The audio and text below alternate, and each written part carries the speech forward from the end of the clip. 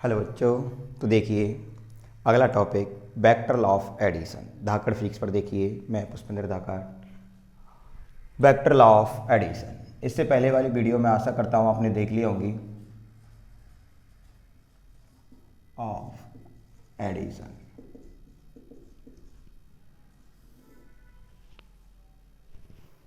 तो ये है वेक्टर लॉ ऑफ एडिशन में क्या है, हमें तीन लॉ पढ़ने। कितने लॉ पढ़ने? तीन लॉ। अब बात यह है जैसे कि हमें दो वेक्टर क्वांटिटी को क्या करना है, ऐड करना है। माना कि कोई ये वेक्टर क्वांटिटी है ए वेक्टर और ये है कोई बी वेक्टर। अब इन क्वांटिटी को ऐड कैसे किया जाएगा? ओके, जैसे कि मैं आपको सिंपली बताऊं, माना कि कोई पर्सन 3 मीटर ऐसे चलता है, उसके बाद वो ऐसे टर्न लेता है और ये हो गया 4 मीटर। अब मैं कहूँ आपको अगर डिस्प्लेसमेंट निकालना हो तो आप कैसे निकालेंगे? ऐसे। और आपको पता है कि कितने डिग्री का टर्न लिया है, 90 डिग्री का। तो आप आराम से पाइथागोरस में लगा के और ये क्या निकाल लोगे, 5 मीटर, क्योंकि 3 का स्क्वायर प्लस 4 का स्क्वायर अंडर रूट 25 तो कितना हो गया, 5 मीटर। लेकिन अगर वो टर्न 120 पे लेता और ये 3 मीटर होता और ये 4 मीटर होता, तो फिर ये कैसे निकाला जाता? अगर वो 160 पे लेता टर्न, तब तो पाइथागोरस प्रमेय नहीं लगेगी, नहीं लगेगी ना। तो आप ये वाली डिस्टेंस कैसे निकालते? क्वेश्चन ये है भाई। जरूरी थोड़ी है कि वो 90 डिग्री पे टर्न ले। अब आप फिजिक्स पढ़ रहे हो तो कितने डिग्री पर भी टर्न ले सकता है, जितना उसका दिल चाहेगा उतने डिग्री पर क्या ले सकता है, टर्न ले सकता है। तो अगर वो टर्न ले रहा है, वो मुड़ रहा है 60 डिग्री पर है, 120 पर है, 90 पर है, या कोई और 150 हो, 30 डिग्री हो, तो हमें क्या करना पड़ेगा? अब हमें डिस्प्लेसमेंट निकालना है, तो हम कैसे निकालेंगे? तो मैं कहूँगा अब हम वेक्टर लॉ ऑफ एडिशन देखेंगे। ये हमारे दो वेक्टर मानेंगे और हम क्या करेंगे, इन दोनों का रिजल्टेंट जो होगा वो ये होगा। ओके, तो देखते हैं कि इसको कैसे निकाला जाएगा, इसका फॉर्मूला क्या होगा। इसको निकालने के दो तरीके हैं, एक तो ज्योमेट्रिकली मेथड है और एक होता है आपका एनालिटिकल मेथड, मतलब कि फॉर्मूले बेस्ड। तो आपको पता है हम आपको फॉर्मूले बेस्ड पढ़ा रहे हैं। ज्योमेट्रिकल क्या है, वही ट्रायंगल लॉ, पैरेलल और पॉलीगन लॉ, इसमें तीन होते हैं। उन तीनों को ही क्या किया जाता है, ज्योमेट्री से बताया जाता है और उन्हीं को फॉर्मूले से बताया जाता है। तो मैं डायरेक्ट आपको किससे बता रहा हूँ, फॉर्मूले से, और आपको यही फॉर्मूला ही अप्लाई करना है। ओके, तो देखिए सबसे पहली बात है कि वेक्टर लॉ ऑफ एडिशन कितने होते हैं। तो मैं कहूँगा, मैंने अभी अभी आपसे कहा कितने होते हैं, 3। ट्रायंगल लॉ और पैरेललोग्राम लॉ और पॉलीगन लॉ, 3 होते हैं। अब बात यह है कि इन तीनों में डिफरेंस क्या है। तो मैं आपको बता दूं, अगर आपको दो वेक्टर ऐड करने हो, 2 वेक्टर्स, मैं इन दोनों के द्वारा 2 वेक्टर्स का एडिशन होगा। कितने वेक्टर का एडिशन होगा? 2 वेक्टर्स होंगे, उनको क्या किया जाएगा, ऐड। और इसमें क्या किया जाएगा, मोर देन 2 वेक्टर्स ऐड किए जाएंगे। ये इनमें डिफरेंस, ये आपको पता होना चाहिए कि ट्रायंगल लॉ और पैरेललोग्राम लॉ दोनों के द्वारा क्या किया जाता है, 2 वेक्टरों का ही ऐड किया जाता है। लेकिन अगर 2 से ज़्यादा वेक्टर है तो उनको किसके द्वारा ऐड किया जाएगा, पॉलीगन लॉ के द्वारा किया जाएगा। पॉलीगन लॉ है मोर देन 2 वेक्टर्स ऐड किया जाएगा इनके द्वारा। अब बात यह है कि मोर देन 2 वेक्टर्स हैं, इनको ऐड तो ऐसे ही करेंगे ट्रायंगल लॉ से और पैरेललोग्राम से। तो सबसे पहले तो हमें ये पता है कि इन तीनों में इतना पता चल गया, इनके द्वारा 2 वेक्टरों को ऐड किया जाएगा और इसके द्वारा 2 से ज़्यादा, मोर देन 2 वेक्टर्स। अब बात यह है कि ट्रायंगल लॉ, ये ट्रायंगल लॉ और पैरेललोग्राम लॉ दोनों क्या हैं। अगर मैं आपसे कहूँ कि 2 वेक्टर, याद रखना 2 वेक्टर इस तरीके से हैं, ऐसे, तब इन दोनों पर लगेगा ट्रायंगल लॉ। अगर 2 वेक्टर इस तरीके से रिप्रेजेंट किए जाते हैं ऐसे, तब लगेगा पैरेललोग्राम लॉ। याद रखना, जब ये क्या है, टेल है और यहाँ टेल है, ये मैंने आपको रिप्रेजेंटेशन ऑफ वेक्टर में बताया है कि वेक्टर का लास्ट वाला पार्ट टेल और आगे वाला पार्ट जो होता है वो क्या होता है, हेड। तो मैं कहूँगा जब दो वेक्टरों का हेड टेल कनेक्ट हो एक दूसरे से तो आप क्या लगाएंगे, ट्रायंगल लॉ। और जब दोनों वेक्टरों का क्या हो, टेल टेल कनेक्ट हो, याद रखना जब दो वेक्टरों का टेल से टेल कनेक्ट किया जाएगा तो क्या लग जाएगा, पैरेललोग्राम लॉ।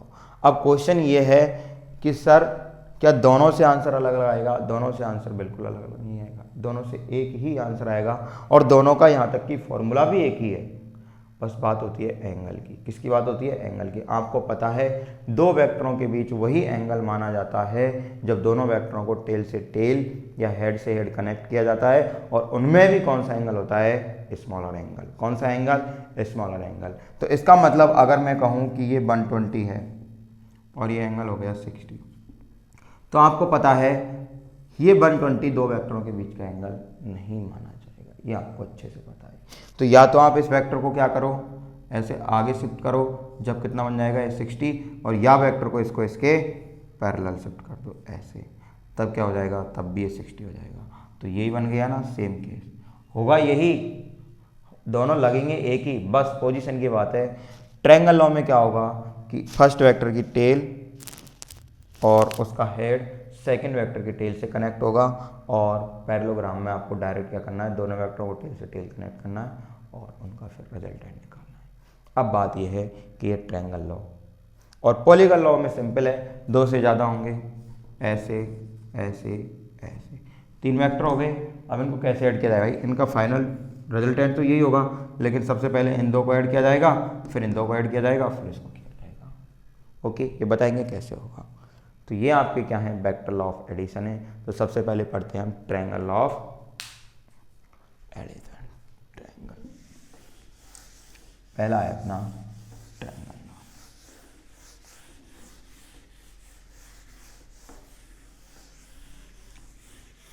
नारे नारे नारे नारे नारे नारे।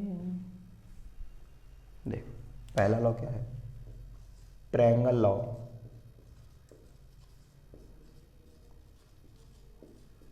of vector addition।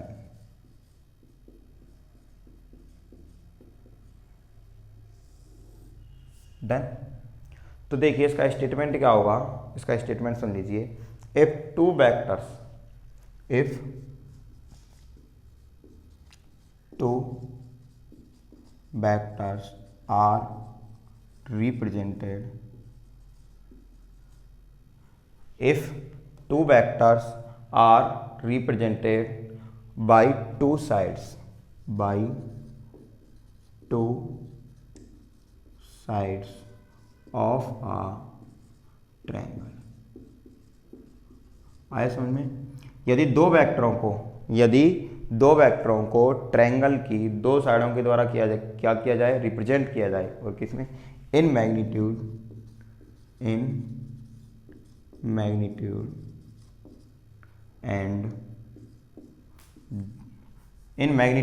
And direction.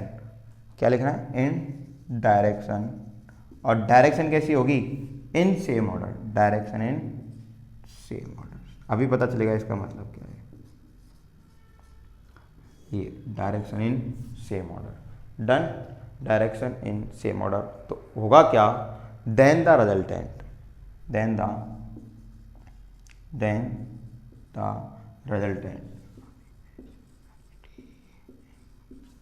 vector is given by third side of the triangle in magnitude में and direction in opposite order.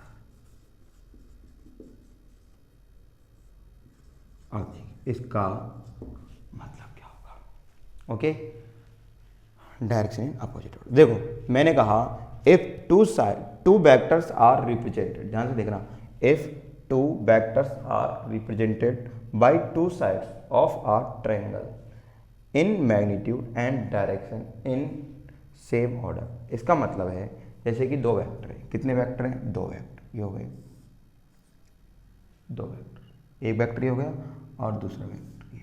तो देखो मुझे बताना आप, मैं आपको एक सबसे पहले तो इतना सुनो, दो वेक्टर हो गए, ट्रेंगल की कोई ट्रेंगल है, माना कि ट्रेंगल बनने वाला है, अगर हम तीसरी साइड को ऑर्गेनाइज कर दें तो दो वेक्टर रिप्रेजेंट किए जा रहे हैं। अब बात यह है इन magnitude and direction in same order. अब देखो ये डायरेक्शन इन सेम ऑर्डर का मतलब क्या है, माना कि मैं आपसे कहूँ ऐसे कोई ये ट्रेंगल आकार का माना कि पार्क बना हुआ है आपके आसपास, ये पार्क है, क्या है ये पार्क। ध्यान से सुनना, आप सुबह मॉर्निंग वॉक पे जाते हो तो आप यहाँ से घूमना स्टार्ट करते हो, एक पॉइंट से, ये पी और ये सी। तो आपको पता है जब आप घूमोगे तो आपको एक ही ऑर्डर में चलना है, मतलब एक ही डायरेक्शन में। तो आप कैसे चलोगे इस पर, सबसे पहले ऐसे, फिर उसके बाद ऐसे, फिर ऐसे चलोगे कि नहीं चलोगे। तो ये हो गया सेम ऑर्डर, हुआ कि नहीं हुआ, हो गया ना सेम ऑर्डर। तो मैं कह रहा हूँ ये ट्रायंगल, अब देखना ऐसे चले फिर ऐसे चले, तो दो साइड हुई कि नहीं हुई, सेम ऑर्डर में हो गई। और तीसरी देखो, तीसरी क्या करी है, then the resultant vector is given by third side, तीसरी साइड के द्वारा दिया जाएगा of the triangle in magnitude, जितना इसका मैग्नीट्यूड होगा डायरेक्ट साइड का उतना ही उसका होगा वेक्टर का, इन magnitude and direction in opposite order. अब डायरेक्शन इन अपोजिट ऑर्डर का क्या मतलब होगा, जैसे कि ये ट्रायंगल हो गया, अगर मैं इन दोनों साइडों को ले रहा हूँ एक ही डायरेक्शन में, तो तीसरी अपोजिट ऑर्डर में कैसे आएगी, ऐसे लगेगा, ऐसे कि दोनों सेम ही डायरेक्शन, लेकिन ये तीसरी साइड ऐसे होनी चाहिए थी, होनी चाहिए थी कि नहीं होनी चाहिए थी, ऐसे, क्योंकि तब होती पूरे ट्रायंगल पर सेम साइड, लेकिन मैंने रिजल्टेंट कैसे लिया है, अपोजिट साइड, मतलब ऐसे आएगा कि नहीं आएगा, आएगा ना। तो माना कि अगर ये ए वेक्टर है और ये क्या है बी वेक्टर, तो इसको क्या बोलूँगा, रिजल्टेंट आर वेक्टर। तो हो गया अपना triangle law, if two sides sorry if two vectors are represented by two sides of a triangle in magnitude and direction in same order, then the resultant is given by third side of a triangle in magnitude and opposite and magnitude and direction in opposite order। और direction कौन सी ले रहे हैं, opposite order ले रहे हैं कि नहीं ले रहे, ले रहे हैं। हो गया कंप्लीट। अब देखते हैं ये रिजल्टेंट की वैल्यू फॉर्मूला डायरेक्ट करते हैं। ओके, यहाँ तक नोट कर लीजिए, कर लिया होगा आपने, चलो तरफ कर दें। देखो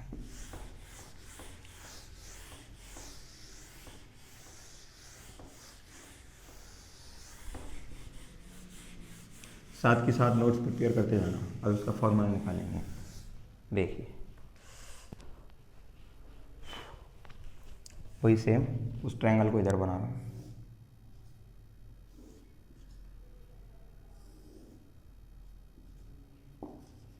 are vector A vector B vector, मैंने यहाँ से एक परपेंडिकुलर डाल दिया और इसको मैंने आगे इंक्रीज किया, डन कर दिया। और ये एंगल मान लिया मैंने थीटा, क्या मान लिया, थीटा एंगल मान लिया, क्या मान लिया, एंगल थीटा।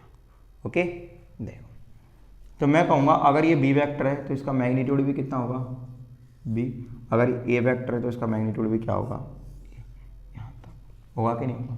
अब मुझे बताओ, ये मैंने परपेंडिकुलर डाला है, अगर मैं पूरे के पूरे ट्रायंगल को एक नाम दे रहा हूँ, एक्स वाई जेड और एक डब्ल्यू, तो ध्यान से देखना, एक्स वाई जेड एक पूरा का पूरा राइट एंगल ट्रायंगल है कि नहीं है, इसमें 90 डिग्री का एंगल आ रहा है। तो मैं कह सकता हूँ ये क्या बन गया, हाइपोटेनियस, और ये बन गया बेस, और ये बन गया परपेंडिकुलर। अगर मेरे पास यहाँ तक की वैल्यू, अगर मैं डब्ल्यू जेड की वैल्यू निकाल लूँ और बाई जेड की, तो मेरा राइट एंगल ट्रायंगल बन गया कंप्लीट। तो सबसे पहले मैं क्या कहूँगा, मैं इस छोटे वाले ट्रायंगल को देखता हूँ, in triangle by Z W. देखो इसमें क्या करेंगे, सबसे पहले आपको पता है ये थीटा और मुझे चाहिए बेस, और ये क्या बी, इसका मैं आपको पता है थीटा वाली साइड, अभी आपको पता चलेगा आगे। पहले देखो मुझे बेस चाहिए और हाइपोटेनियस दे रखा है, तो किससे निकालेंगे, कॉस थीटा से। तो मैं कहूँगा कॉस थीटा इक्वल क्या होता है, बोलो, बेस अपॉन हाइपोटेनियस। अब बेस कितना है, डब्ल्यू जेड, और हाइपोटेनियस कितना है, बी। तो अब क्या हो जाएगा, ये लो ऐसे लिख लेते हैं बच्चों की तरह, cos theta W Z upon H की जगह क्या आएगा बी, और तो डब्ल्यू जेड क्या हो जाएगा B cos theta. Done, W Z क्या हो गया बी कॉस थीटा। तो ये कितना आ गया बी कॉस थीटा। कोई दिक्कत यहाँ तक? कोई दिक्कत नहीं। अब नेक्स्ट, अब मुझे चाहिए परपेंडिकुलर। परपेंडिकुलर और हाइपोटेन्यूस किस में होता है साइन थीटा में, तो होगा sine theta perpendicular upon hypotenuse. तो साइन थीटा परपेंडिकुलर कितना है बाई जेड और हाइपोटेन्यूस कितना है बी, तो बाई जेड कितना हो गया बी साइन थीटा। तो क्या हो जाएगा बी साइन थीटा। हो गया, हो गया। तो अब मैं कह सकता हूँ in triangle x by Z. अब मैं क्या ले रहा हूँ एक्स बाई जेड, तो इसमें देखेंगे एक्स जेड कितनी हो गई, एक्स जेड हो गई अपनी ए प्लस बी कॉस थीटा। इतनी लेंथ ए और ये बी कॉस थीटा, तो कंप्लीट लेंथ ऐड कर देंगे ऐसे, तो कितनी हो जाएगी ए प्लस बी कॉस थीटा। और बाई जेड कितनी है बी साइन थीटा, और एक्स जेड मान लूंगा एक्स बाई मान लूंगा एक्स बाई आर। हो गया। तो मैं कहूँ ये किसका काम करेगा बेस का, ये किसका काम करेगा परपेंडिकुलर का, और ये किसका काम करेगा हाइपोटेन्यूस का। बोलो करेगा कि नहीं करेगा? करेगा। तो मैं कहूँगा H square equal P square plus B square. तो एच आर का स्क्वायर पी स्क्वायर, याद रखना आर वेक्टर, इसका रिजल्टेंट भी आर है, रिजल्टेंट वेक्टर आर वेक्टर और उसका रिजल्टेंट आर मान रखा है। और देखो आर वेक्टर, फिर देखो पी का स्क्वायर मतलब बी साइन थीटा का होल स्क्वायर और B A plus B cos theta का होल स्क्वायर। तो ये क्या हो गया B square sine square theta plus A square B square cos square theta plus 2ab cos theta. तो बी स्क्वायर साइन थीटा और B square cos theta, ये दोनों क्या हो गए, इन दोनों में से बी स्क्वायर कॉमन आ रहा है कि नहीं आ रहा? आ रहा है सर। तो ए स्क्वायर लिख लिया और बी स्क्वायर कॉमन ले लिया, और ये क्या हो गया sign square theta plus cos square theta plus 2ab cos theta. तो देखो ये कितना हो गया 1, तो आर स्क्वायर क्या हो गया A square plus B square plus 2ab। ये तो पता होगा 1 sine square theta plus cos square theta 1 होता है, ट्रिग्नोमेट्री में देख लेना, जाकर फिजिक्स पर डाल रखिए पूरी, पता चल जाएगा कैसे होता है। तो आर बराबर under root A square plus B square plus 2ab cos theta. आ गया रिजल्टेंट का फॉर्मूला? आया कि नहीं आया? दिख रहा नहीं है? दिख रहा होगा आर इक्वल, चलो उधर लिख देते हैं, दिख नहीं रहा। ठीक है, यहाँ लिख रहे हैं, करना कुछ नहीं है, बस ये अंडर ये स्क्वायर हटा के इधर अंडर रूट लगा R A square B square plus 2ab cos theta. Done हो गया? हो गया। तो ये है आपके रिजल्टेंट का फॉर्मूला, और ये आपके दिमाग में सेट हो जाना चाहिए कि दो वेक्टरों को ऐड करना है। तो फॉर्मूला क्या होगा आर बराबर under root A square plus B square plus 2ab cos theta.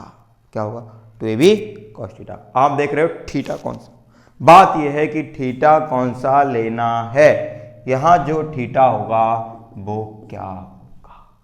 तो देखो आप देख रहे हैं कि अगर आपको क्वेश्चन में क्या करेगा, वो क्वेश्चन में इस तरीके से आपको वेक्टर देगा ऐसे करके, और ये दे देगा एंगल 120 डिग्री। आपको ये नहीं लेना है, ऐसे आगे बढ़ाना है और ये एंगल देखना है 60 डिग्री, क्योंकि दोनों एंगलों का सम कितना होता है 120। तो ये 180, अगर ये 120 तो ये क्या हो जाएगा 60।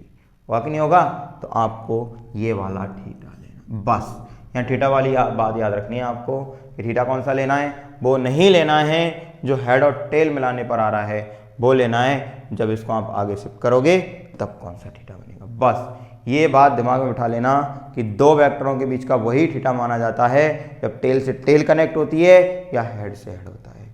मैं इसलिए इतना प्रेशर डाल रहा हूँ इस बात पर क्योंकि ज़्यादा स्टूडेंट क्या करते हैं, ये भूल जाते हैं। ओके, ट्रायंगल लॉ लगाते वक्त इसको नोट कर लीजिए अच्छे से, और अगर कोई चीज़ समझ में नहीं आई हो तो उसको दोबारा रिपीट करें वीडियो बैक करके। Okay, done. यहाँ तक कोई दिक्कत? कोई दिक्कत नहीं, चलें आगे। चलो सर, अब देख सारा रफ कर दूँ मटेरियल।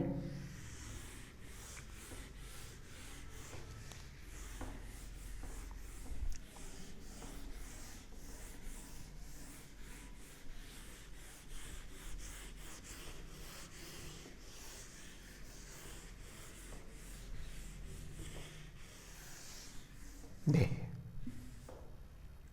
अब यहाँ एक क्वेश्चन और पूछ लेता है, direction of resultant, direction of resultant vector. और याद रखना ये डायरेक्शन जो निकाल रहे हैं किसके रेस्पेक्ट में निकाल रहे हैं भाई, रिजल्टेंट वेक्टर ही हो गया। डायरेक्शन का मतलब ये एंगल चाहिए कितने डिग्री पर है, और किसके रेस्पेक्ट में, ए वेक्टर के, किसके रेस्पेक्ट में, with respect to A vector. ये आपको याद रखना है। तो देखो एक बात याद रखना, फिजिक्स में जब भी आपको डायरेक्शन निकालनी पड़े, क्या निकालनी पड़े, डायरेक्शन। तो पहले बता रहा हूँ, फिजिक्स में जब भी आपको क्या निकालनी पड़े, डायरेक्शन, तो आपको एक चीज़ याद रखनी है कि डायरेक्शन के लिए हमेशा आप क्या यूज करोगे, टैन। क्या यूज करोगे, टैन। टैन थीटा लेना है हमेशा डायरेक्शन के लिए। अब यह थीटा की जगह याद रखा है अल्फा, तो यहाँ क्या लेंगे, टैन अल्फा। और हम मान लेंगे पूरा का पूरा बड़ा वाला एंगल, तो मैं कहूँगा in triangle x by Z. कौन सा triangle, x by Z, x by Z. तो इसमें अगर मैं टैन अल्फा लगाता हूँ, क्या लगाता हूँ, टैन अल्फा लगा दिया। और टैन अल्फा के लिए क्या कहेंगे, वही परपेंडिकुलर अपॉन बेस। और आपको पता है परपेंडिकुलर कौन है, बी साइन थीटा। तो tan alpha B sine theta upon base कौन है, A plus B cos theta. Base कौन है, A plus B cos theta. ये हो गई आपकी डायरेक्शन। क्या हो गई, डायरेक्शन हो गई। Tan alpha equal B sine theta upon A plus B cos theta. Okay, ये है। आपको वही थीटा की वैल्यू रख देनी है, बी का मैग्नीट्यूड, ए का मैग्नीट्यूड, बी का मैग्नीट्यूड और थीटा की वैल्यू। और क्या निकल के आ जाएगी, आपकी डायरेक्शन निकल के आ जाएगी। किसकी निकल के आ जाएगी, किसकी निकल के आएगी, रिजल्टेंट वेक्टर की।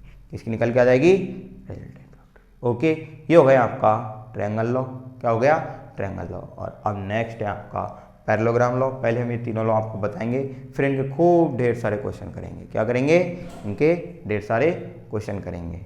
ठीक है, तो नेक्स्ट पैरेललोग्राम लॉ और पॉलीगन लॉ अगली वीडियो में डालता हूँ, इसको देखते हैं। ठीक है।